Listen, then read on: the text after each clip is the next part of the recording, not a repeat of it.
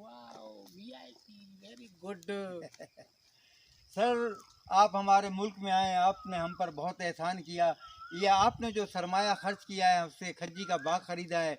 अब ये खज्जी उतरेगी, ये गर्मी की सौगात है और पूरे पाकिस्तान में पूरी दुनिया में जाती है। वंडरफुल ब्यूटीफुल हैं? VIP you are good man. Thank you sir. Yes खजीर ये तुम कैसा बनाता है? ये हम नहीं बनाता है, ये ऊपर अल्लाह पाक बैठा है ना, वो बनाता है। ऊपर से नीचे आती है, नीचे से लोग खाते हैं, फिर निकल जाती है। इसके ऊपर तुम कैसे चढ़ता है? ये अल्लाह की शान है। 1 बाई 1 स्टेप बने हुए हैं, ऊपर चढ़ के जाते हैं।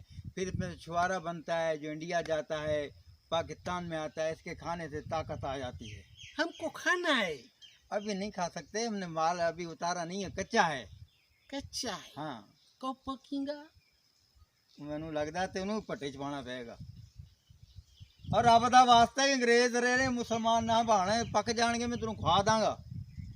कि किन्होंने ठेका दे देता है। तू रंगूले दा भाई हो।